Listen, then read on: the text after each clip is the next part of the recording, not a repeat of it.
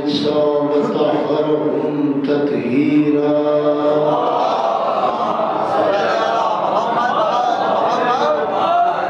ولعنة الله على أعدائهم وقتلتهم وغاصب حقوقهم ومنكر فضائلهم ومصائبهم وشجاعتهم وسخاوتهم وطهارتهم وولايتهم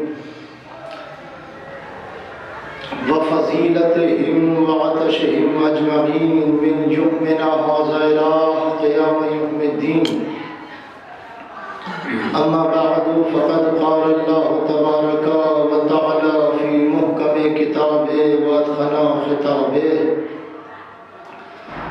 بسم الله الرحمن الرحيم إنما يريد الله ليذهب عنكم الرجس أهل البيت ويطهركم تطهيرا.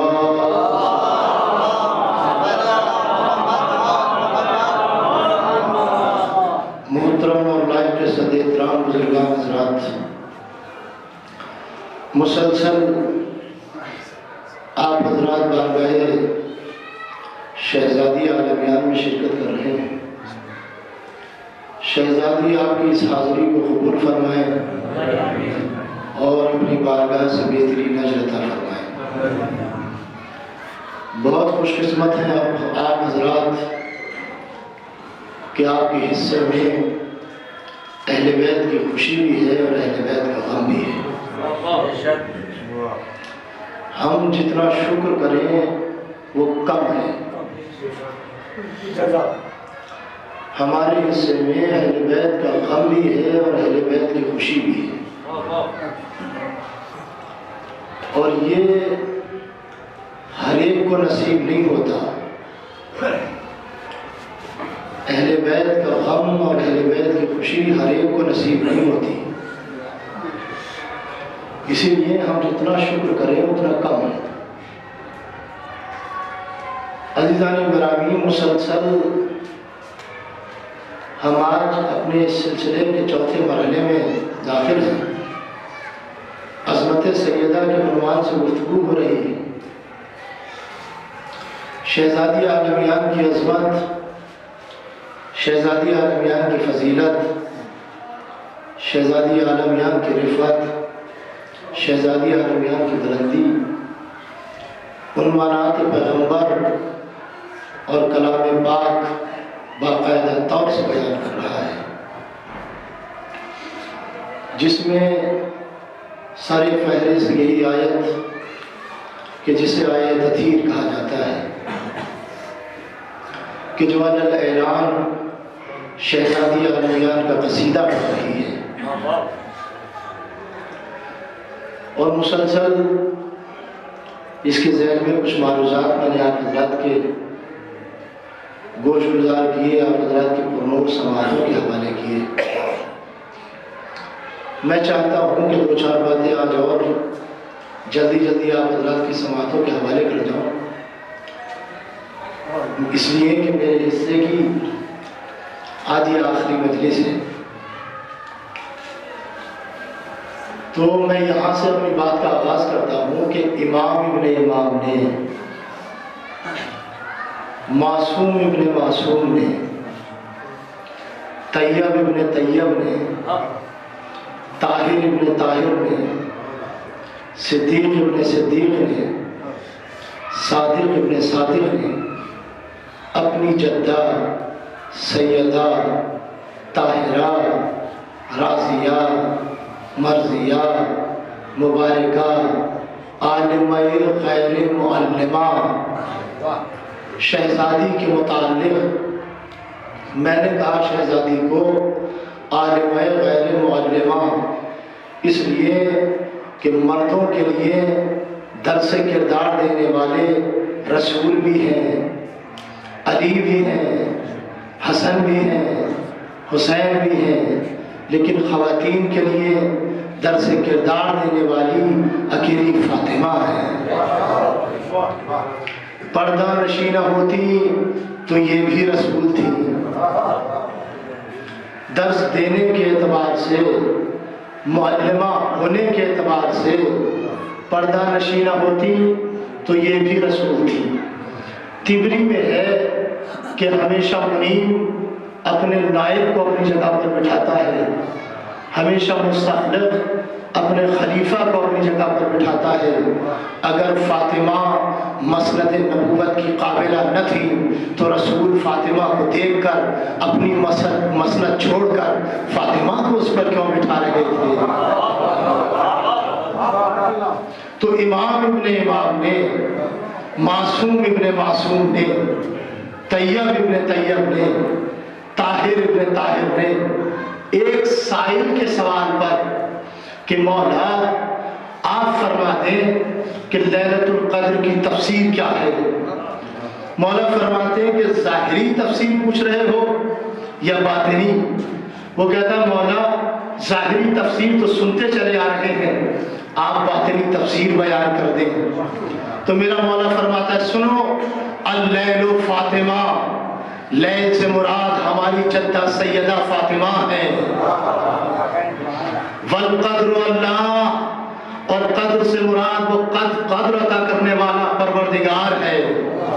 उसके बाद इमाम ने खुद अपने इन कलमात की तशरीह फरमाते हुए इमाम फरमाते कि मन अरफ़ फातिमा हक़्क़ मारिफ़तिहा फ़क़त अदराक लैलतुल क़द्र, जिसने फातिमा की मारिफत का हक अदा कर दिया उसने लैलतुल क़द्र को पा लिया।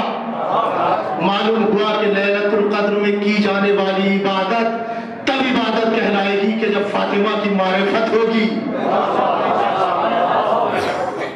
और अजीज़ान गिरामी, हमारे यहाँ उलमा ने इमाम के इस बयान पर सफ़ा नहीं लिखा है, सफ़हात लिख डाले हैं, जिल्द नहीं लिख दी है, जिल्दें लिख डाली हैं, किताबें लिख डाली हैं कि इमाम ने शहजादी को लैल क्यों कहा, इससे तशबीह क्यों दी, और उसकी वजूहात बयान की है। जिन वजहों में से एक वजह ये है इन्ना लैलतुल क़द्र मजहूलतुन लिन्नास मिन हैसुल क़द्र वल अज़मते वल मंज़लते। जिस तरह लैलतुल क़द्र आज तक बेतबारे क़द्र, बेतबारे मंज़िलत, बेतबारे अज़मत लोगों की समझ में नहीं आई, इसी तरह कज़ालिका बज़तुल मुहम्मदिया व जुज़ुल अहमदिया, यही शान है रसूल के दिल के टुकड़े की, जुज़े अहमदी की, कि ज़माना गुजर गया लेकिन अज़मत सैयदा आज तक किसी की समझ में नहीं आई। सदियां गुजर गई लेकिन मकाम सैयदा आज तक समझ में नहीं आया। ज़माना गुजर गया लेकिन मकाम सैयदा आज तक समझ में नहीं आया। फमन यब्लुगु मारिफतिहा, किसकी इसकी क्या जरूरत है, किसी की क्या ताकत है कि वो मारिफत फातिमा को पा सके, चाहे वो खतीब हो, अल्लामा हो, डॉक्टर हो, फलसफी हो, मंतकी हो, मुफ्ती हो, आलिम हो, मौलवी हो, क्या मकाम फातिमा को पाएगा? है हाथा, दूरी है, नामुमकिन है कि वो मकाम फातिमा और इसकी समझ में आ जाए। ज़ल्लतिल उक़ूल व ताहतिल हुलूम व हारतिल अल्बाब व खसियतिल उयून व कल्लतिश शुअरा व अजज़तिल उतमा वल खुतबा वल उलफ़ा और वजह शान मिन शानिहा। अरे ऐ लोगों, तुम्हें क्या पता कि मकाम फातिमा क्या है? ज़हन परेशान है, अक्ल हैरान है, आंखें थक गई हैं, शायरों की ज़बान रुक गई है, बड़े बड़े खतीब बलीग फसी आजिज आ गए लेकिन शान सैयदा आज तक समझ में नहीं आई। मकाम सैयदा आज तक समझ में नहीं आया। अज़मत सैयदा आज से लेकर क़यामत तक अज़मत सैयदा बयान करते रहिए, ज़िक्र सैयदा बयान करते रहिए, लेकिन क़यामत तक भी मकाम सैयदा समझ में नहीं आ सकता, रिफ़त सैयदा समझ में नहीं आ सकती।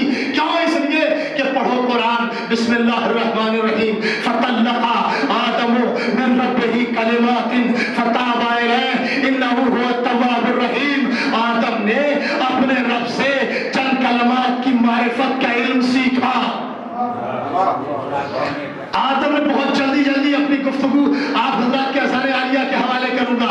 आदम ने अपने रब से चंद कलमात की मारिफत का इल्म सीखा। अच्छा, कलिमात जमा है कलिमे की, आदम सीखे क्या थे? आदम ने वास्ता किस किस का दिया था? भाई आदम सीखे क्या थे? आदम ने वास्ता किस किस का दिया था? एक एक कलमे का नाम लिया, या महमूद बेहक मोहम्मद, या आला बेहक अली, या फातिर बेहक फातिमा, या मोहसिन बेहक हसन, या कदीमुल एहसान बेहक हुसैन।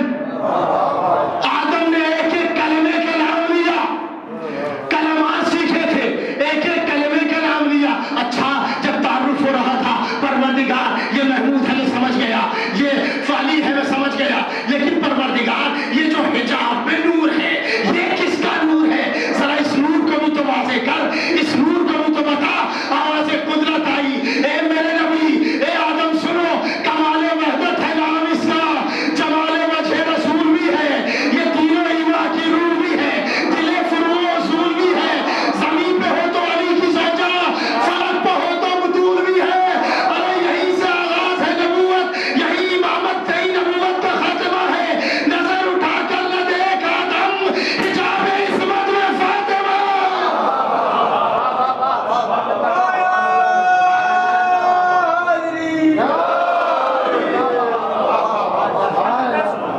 भाई नबी नबीउल अंबिया है, पैगंबर को हक है कि मोहम्मद का वास्ता दे। अली वसीउल औसिया है, आदम को हक है कि अली का वास्ता दे। फातिमा न नबी है, न रसूल है, न इमाम है, लेकिन आदम नबी होकर फातिमा का वास्ता दे रहे हैं। ए आदम नबी होकर फातिमा का वास्ता, का तुम क्या जानो रिफत फातिमा क्या है? फातिमा नबी न सही, इमाम न सही, लेकिन विलायत मुतलका के दर्जे पर फाइज है। आदम सीखे क्या थे? एक एक कलेमा। आदम ने एक एक कलमे का नाम लिया। भाई रसूल भी कलेमा, अली भी कलेमा, बुतूल भी कलेमा, हसन भी कलेमा, हुसैन भी कलेमा। एक एक कलमे का नाम लिया आदम ने। यही सीखे थे ना कलेमात, कलेमात जमा है कलमे की।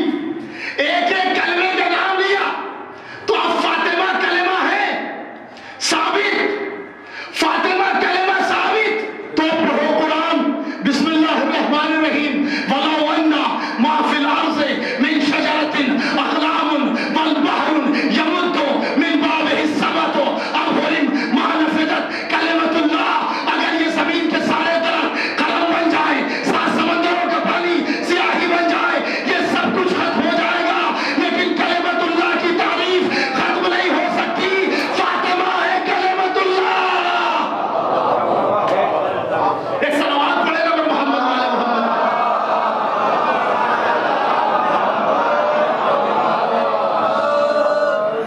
भाई फातिमा है कलिमतुल्लाह, फातिमा की तारीफ खत्म नहीं हो सकती। अल्लाह का फैसला है कि शहजादी की तारीफ खत्म नहीं हो सकती।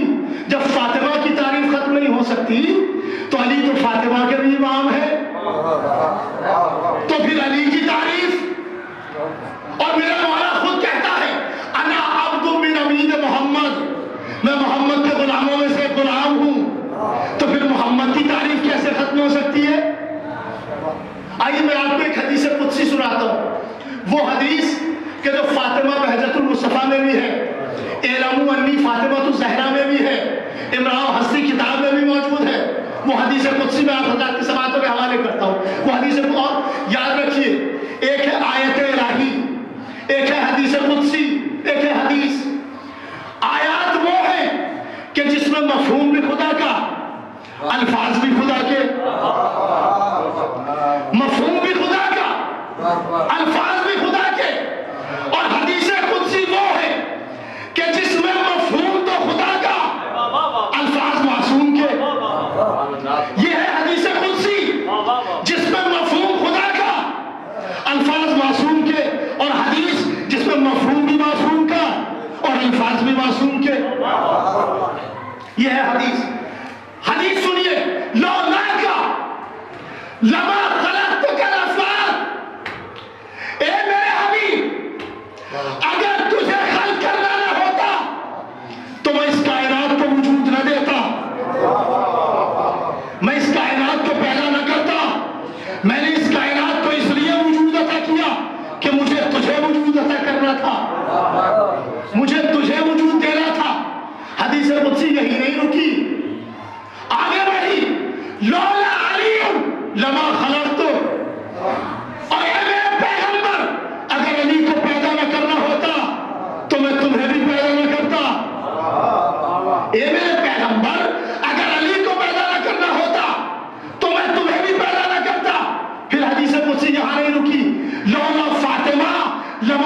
अंतकुमा, और ए मोहम्मद वाली तुम दोनों सुन लो, अगर फातिमा को खल्क करना ना होता तो मैं तुम्हें भी पैदा ना करता। अब मोतरिस हमारा गिरेमा पकड़ता है कि साहब ये आप हदीस पढ़ते थे, इसका मतलब यह है कि फातिमा अली से अफजल, अली रसूल से अफजल, दोनों रसूल से अफजल हो गए। भाई अगर अली को खल्क करना ना होता तो रसूल खल्क ना होते, फातिमा को खल्क करना ना होता तो दोनों ना अली खल्क होते ना रसूल खल्क होते। लिहाजा आपके कहने का मतलब यह है कि फातिमा अफजल है। हमने कहा नहीं, आपने गौर नहीं किया। पढ़ो उस तशरीह को जो हमारे उलमा ने बयान की है, उलमा ने तहरीर की है, लिखी है। उलमा ने कहा सुनो, इसकी तशरीह यह है कि अगर अली और फातिमा की नस्ल से मिलने वाली औलादे आइम्मा न होती तो ना रसूल का जिक्र होता ना अली का जिक्र होता।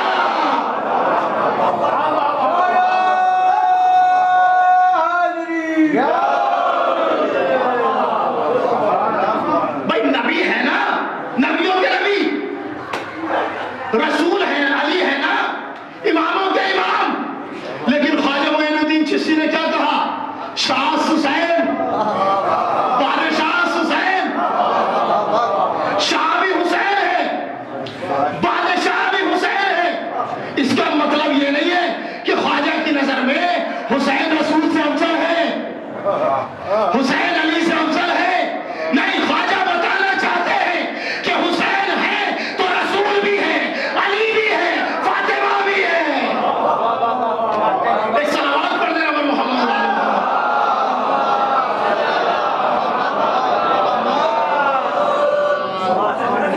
कमाना लैलतुल क़द्र युफ़रक़ु फ़ीहा कुल्लु अम्रिन हकीम।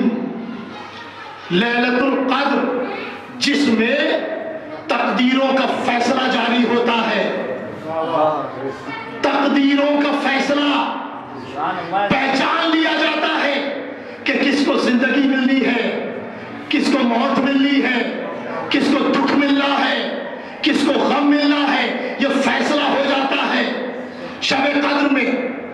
इसी तरह फातिमा है, कज़ालिका बेफातिमा युफ़रक़ु बैनल हक़्क़ि वल बातिल वल मुमिन वल काफ़िर।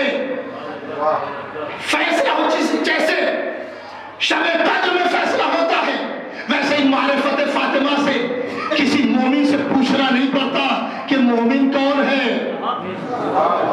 और काफिर कौन है। जैसे शब कद्र में फैसला होता है और वो पहचान लिया जाता है कि किसको जिंदगी मिलेगी, किसको मौत मिलेगी, कौन दुख में रहेगा, कौन गम में रहेगा। ऐसे ही मारिफत फातिमा से पता चलता है कि मोमिन कौन है और काफिर कौन है, हक पर कौन है और बातिल पर कौन है। मारिफत फातिमा से पता चलता है हक पर कौन है और बातिल पर कौन है। इसीलिए पैगंबर ने कहा जिससे फातिमा राजी उससे मैं राजी, जिससे फातिमा नाराज उससे मैं नाराज, और जिससे रसूल नाराज उससे अल्लाह नाराज, और जिससे अल्लाह नाराज हो वो कल भी काफिर था, वो आज भी काफिर है। तो आपको पता नहीं चला जिससे फातिमा खुश वो ईमान वाला, जिससे फातिमा नाराज वो काफिर है।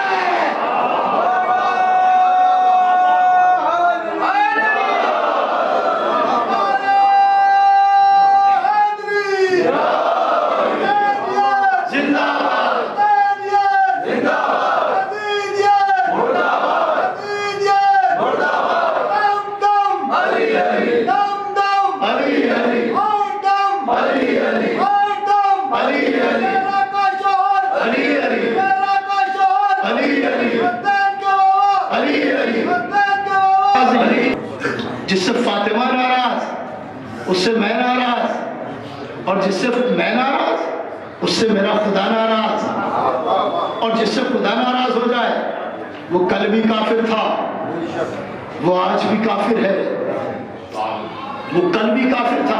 आइए अज़मत ज़हरा के उन्वान से एक बात और रकम कर जाऊं, एक बात और कह जाऊं। होता यूं है कि मदीने की औरतों में, खवातीन में एक हंगामा हो गया, एक बहस छिड़ गई। क्या बहस छिड़ी कि औरत का सबसे जेवर क्या है। तवज्जो चाहता हूं अज़ीज़ान गिरामी, ख़वातीन अरब में एक बहस छिड़ी कि औरत का सबसे कीमती जेवर क्या है। किसी ने कहा कि उसका हाथ खाली नहीं होना चाहिए, किसी ने कहा उसके कान खाली नहीं होने चाहिए, किसी ने कहा उसका गला खाली नहीं होना चाहिए है। लेकिन मसला हल नहीं हुआ। मसला जब हल ना हुआ तो कहा चलो फातिमा के पास चलते हैं, फातिमा से भी तो पूछे कि खातून का सबसे बेहतरीन जेवर क्या है। शहजादी के पास आई, फातिमा आप फरमा दे कि औरत का सबसे हसीन जेवर क्या है। शहजादी ने कहा औरत का सबसे हसीन जेवर है हया, सबसे बेहतरीन जेवर है हया। अजीजों, ये जेवर के जो ख़वातीन अरब ने बताया, ये हर उम्र में अच्छा नहीं लगता। अगर कोई 5 साल की बच्ची आपके सामने डार्क मेकअप करके आ जाए तो आप उसे डांट देंगे, बेटी मुंह धो के आओ। और अगर कोई 18 साल की जवान आ जाए तो आप कहेंगे देखकर सुभान अल्लाह। लेकिन अगर कोई 80 साल की दादी अम्मा डार्क मेकअप करके आ जाए तो आप कहेंगे इन्ना लिल्लाह। ये जेवर के जो ख़वातीन अरब ने बताया हर उम्र में अच्छा नहीं लगता, लेकिन जो ज़हरा ने बताया बचपन में हो तो खूबसूरत, जवानी में हो तो हसीन, बुढ़ापे में हो तो जमीन। और आज इस फर्श अज़ा पे बैठकर आप भी दुआ करिए और मैं भी दुआ करता हूं कि खुदा किसी खातून का ये हया वाला जेवर न छीन ले। इसलिए मुज़क्कर और मुअन्नस के जुमलों पे ले जाइएगा, बस अपने ज़हन ले जाइएगा वहां तक जहां तक पहुंचाना चाहता हूं। किसी खातून का खुदा ये हया वाला जेवर न छीन ले, इसलिए कि जब खुदा किसी खातून का ये हया वाला जेवर छीन लेता है ना तो वो बचपन में कुड़ियों से खेलता है, जवानी में शौहर से खेलता है, बुढ़ापे में दामाद के मुकाबले पर आ जाता है। एक सलावत पढ़ देना मैं मोहम्मद वाले मोहम्मद।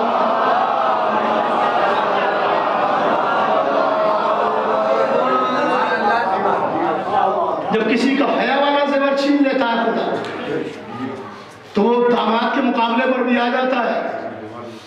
अज़ीज़ान गिरामी, औरत का काम है बच्चों की कफालत करना, जंग की क़यादत नहीं। जो खातून जंग की क़यादत करती है वो मुस्तहक़ लानत होती है, चाहे नबी की ज़ौजा ही क्यों ना हो। जो खातून जंग की क़यादत करती है वो मुस्तहक़ लानत होती है। अच्छा साहब, क़ज़ाक़ इस्लाम ने औरत को पर्दे में रखकर महदूद कर दिया। औरत पर्दे में चली गई, औरत को कैद कर दिया।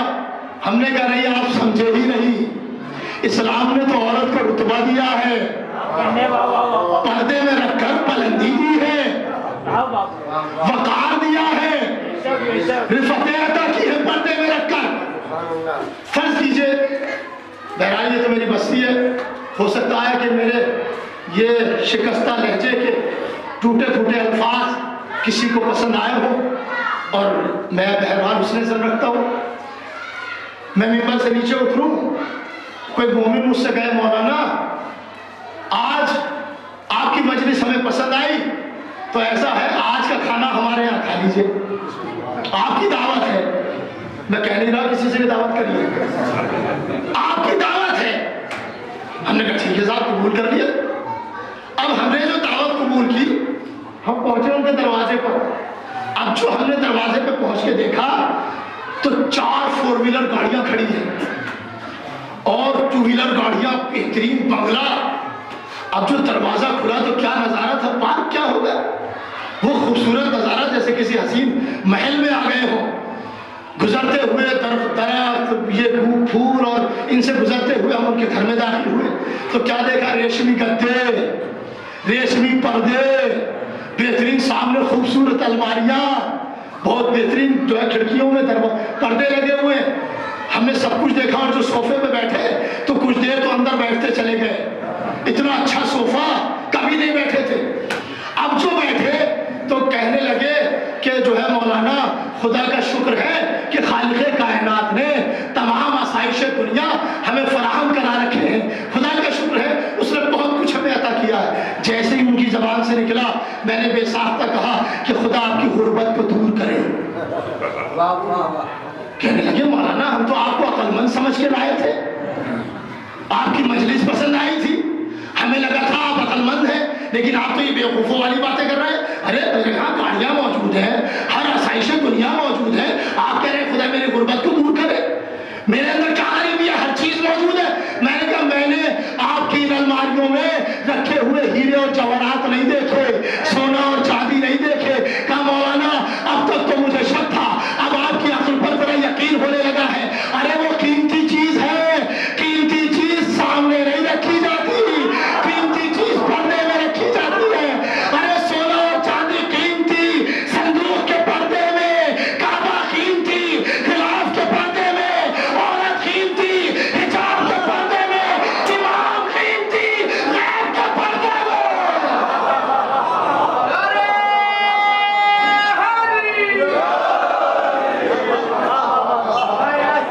सलावत पढ़ेगा मोहम्मद वाले।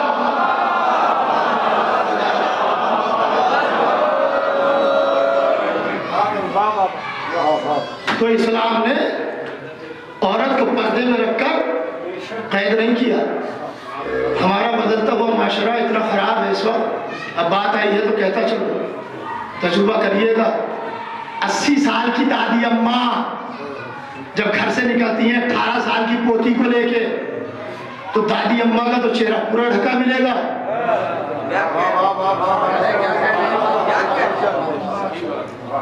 लिहाजा पर्दा बहुत जरूरी है। और शहजादी का सबसे अहम खवातीन के लिए बयान करके गई थी। और याद रखिए अज़ीज़ान गिरामी, अगर आपके घर की खातून पर्दा नहीं करती तो ये उसका कसूर नहीं है, आपका कसूर है।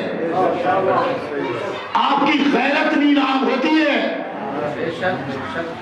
लिहाजा आप अगर अपनी गैरत को बचाना चाहते हैं तो उन्हें पर्दे में रखिए, खवातीन को पर्दे में रखिए। शहजादी का सबसे अहम पैगाम था। आइए आखिर में एक बात और कर्ज कर जाऊं। छठे इमाम के गुलाम थे,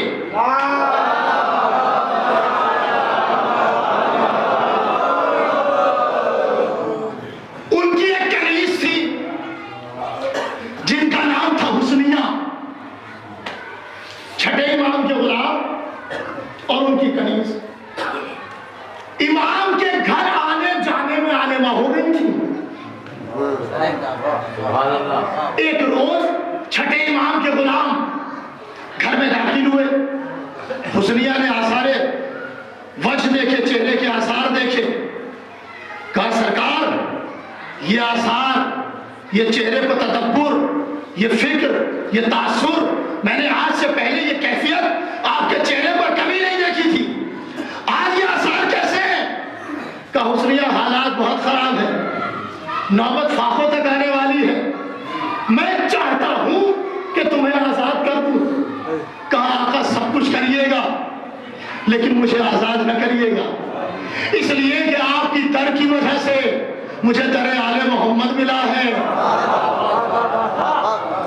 मैं फाके कर लूंगी, लेकिन मुझे अपने से जुदा न करिए। हाँ, अगर आप कहें तो मैं आपको एक राह हल बताती हूँ। कहा क्या राह हल है? कहा मुझे ले चलिए दरबार में। जमाना था हारून रशीद का। मुझे दरबार में ले चलिए और जाके कहिए कि मेरी ये कनीज है, मैं इसे फरोख्त करना चाहता हूँ, मैं इसे बेचना चाहता हूँ। वो कहेंगे कीमत क्या है? तो आप कहिएगा 1000 सोने की अशरफियाँ। वो कहेंगे इतनी कीमत, तो आप कहिएगा हाँ इतनी कीमत। वो कहेंगे क्यों इतनी कीमत? तो कहिएगा अपने मुल्लाओं को बुला लो और इससे बहस करा लो। अपने मुल्लाओं को बुला लो और इससे बहस करा लो। ऐसे ही हुआ। लेकर पहुंचे दरबार में हारून रशीद के। का कीमत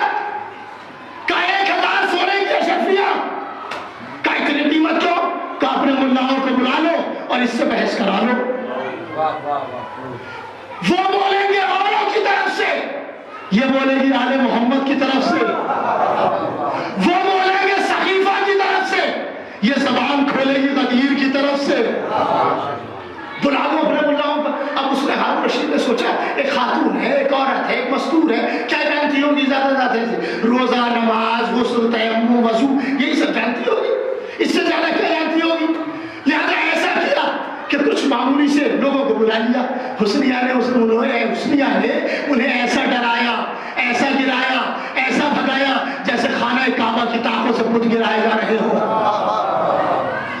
अब ये समझ गया कि ये कोई मामूली औरत नहीं है। लिहाजा उस जमाने के एक बड़े आलिम को बुलाया जिसका नाम था इब्राहिम। इब्राहिम नशे इल्मी में चूर, शराबे गुरूर में मदहोश, झूमता हुआ चला। कहा सरकार इससे बहस करो। कहा ये हमारी शान इल्मी के खिलाफ है कि हमें कनीज से बहस करें। कहा सरकार बहस तो करिए, ये आम औरत नहीं है, खास है, ये मकान वाली है, मैदान वाली नहीं है। जरा बहस तो करिए, आगे बढ़िए तो बहस करिए। अब ये नशा इल्मी में चूर, शराबे गुरूर में मदहोश, झूमता हुआ चला। ये इब्राहिम चला अबरहा के हाथी की तरह, हुस्निया बढ़ी अहले बैत की अबाबील की तरह। दो चार सवालों के जवाबात इधर के उधर हुए। इब्राहिम की होश ठिकाने आ गए। ये समझ गया कि ये कोई मामूली खातून नहीं है। तो लिहाजा इसने अब क्या किया, एक जाल फैलाया। और जाल ये फैलाया हुस्निया, जरा इस सवाल का जवाब दो। का सवाल क्या है? का ये बताओ, हाकिम का दरबार था, अली और अब्बास अपना मुकद्दमा लेके आए थे। तवज्जो चाहता हूं अज़ीज़ाने गिरामी, अपना मुकद्दमा लेकर आए थे। ये बताओ उन दोनों में हक पर कौन था और बातिल पर कौन था, सही कौन था और गलत कौन था? अजीजों, मेरा पढ़ देना आसान, आपका सुन लेना आसान। ये उस जमाने में सवाल नहीं था, ये सवाल नहीं था, एक साजिश थी हुस्निया को फंसाने की। क्यों? इसलिए अगर हुस्निया कहती है कि अब्बास गलत, तो हारून रशीद पोता है अब्बास का, लिहाजा गर्दन उतार ली जाएगी। अगर हुस्निया कहती है अली गलत, तो ईमान गया। लिहाजा इस इब्राहिम ने हुस्निया को लाके ऐसे दोहराया पर खड़ा किया। हुस्निया आप जवाब दो। हुस्निया ने कहा अच्छा सरकार ये बताइए, आपने कुरान पढ़ा है कि नहीं पढ़ा है? कहा कि नहीं, मैं तो हाफिज कुरान हूं। कहा तो ये बताइए, वो एक कौन था जिसके पास दो आए? वो दो कौन थे कि जो एक के पास आए? और वो जो दो एक के पास आए वो किस लिए आए? वो जो दो एक के पास आए वो किस लिए आए? कहा हुस्निया में समझ गया कि तुमने हजरत दाऊद का किस्सा छेड़ा है। दाऊद के पास वो लोग आए थे। क्या सरकार आप हाफिज कुरान है, बताइए वो दो कौन थे और क्यों आए थे? क्यों आए थे? दो कौन थे? क्या वो दाऊद के पास इंसानी शक्ल में दो फरिश्ते आए थे? क्या बताइए फिर उन दोनों में हक पर कौन था और बातिल पर कौन था, सही कौन था और गलत कौन था? क्या हुस्निया वो दोनों सच्चे थे, दोनों अच्छे थे? क्या फिर आए किस लिए थे मुकद्दमा लेके? क्या वो मुकद्दमा लेके नहीं आए थे, दाऊद की तंबीह के लिए आए थे? हुस्निया ने मुस्कुरा के कहा, कह रहे यहाँ भी अब्बास और अली मुकद्दमा लेके कहाँ आए थे? खलीफा की तनकीद के लिए आए थे।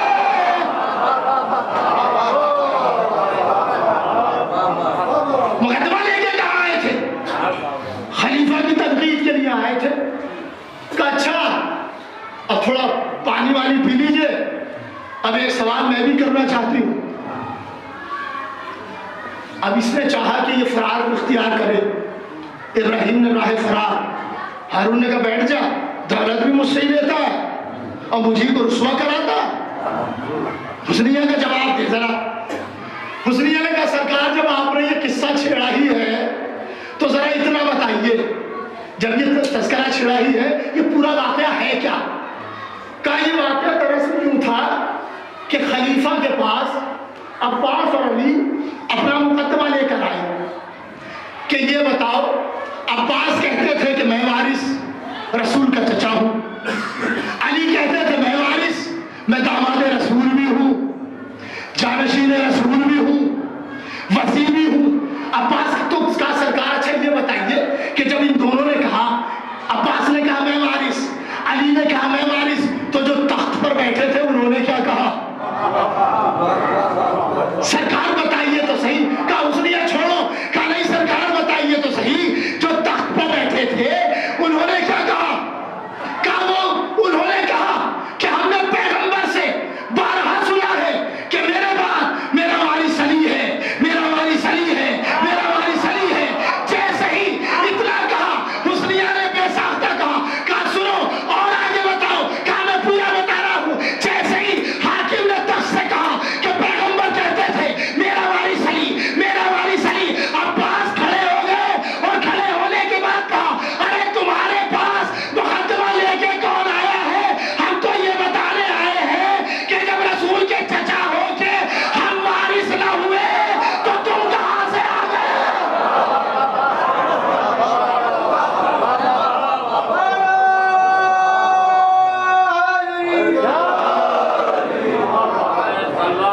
जब हम वारिस न हुए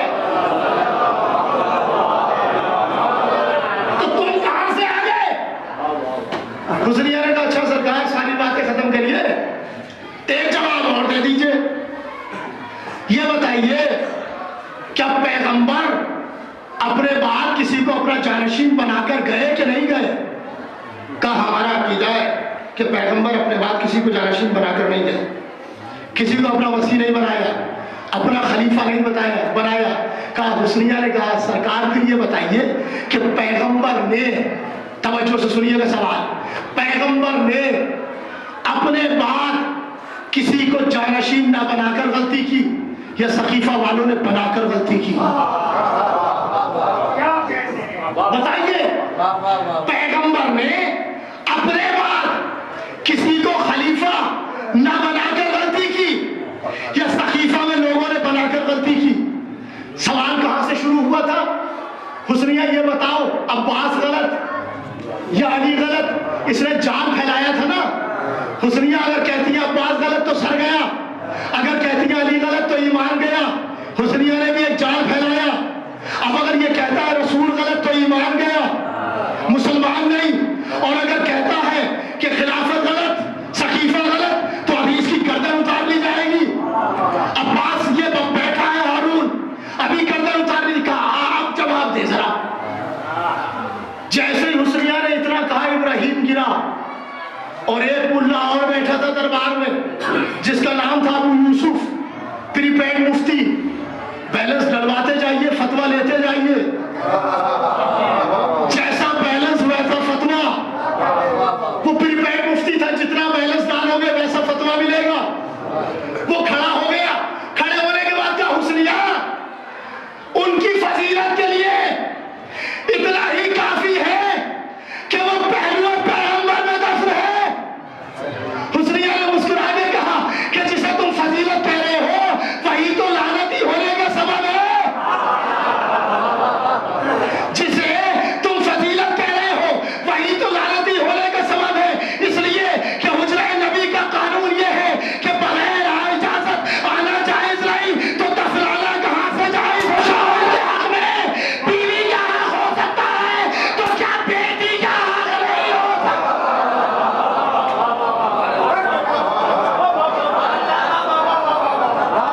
सलावत पढ़े ना मोहम्मद वाले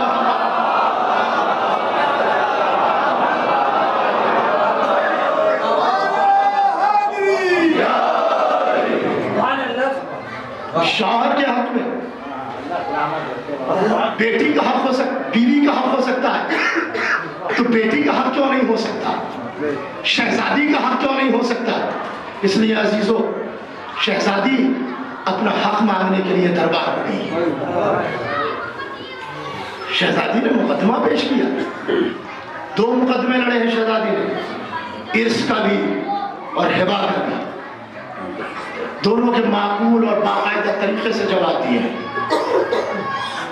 और शहजादी जब दरबार से घर वापस आई है, शहजादी ज़ैनब को कलेजे से लगाया और बेतहाशा गिरिया की। ज़ैनब ने दरबार का मंजर देख के आ रही है।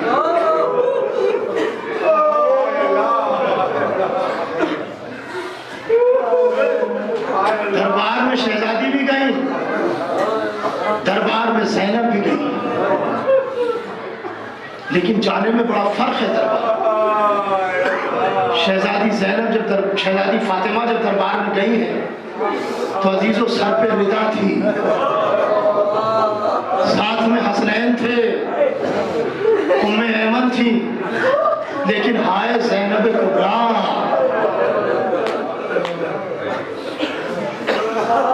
आपकी आवाजें बुलंद हो गई। खुदा इन आवाजों पर रहमत नाज़िल फरमाए।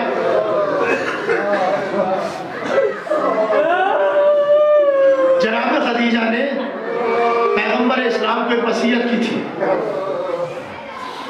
मेरे वालिद वारिस, मैं आपको एक वसीयत कर रही हूँ, और वो वसीयत ये है कि अपने इन उम्मतियों से कह दीजिएगा कि मेरे बाद कोई फातिमा से तल्ख लहजे में बात न करे।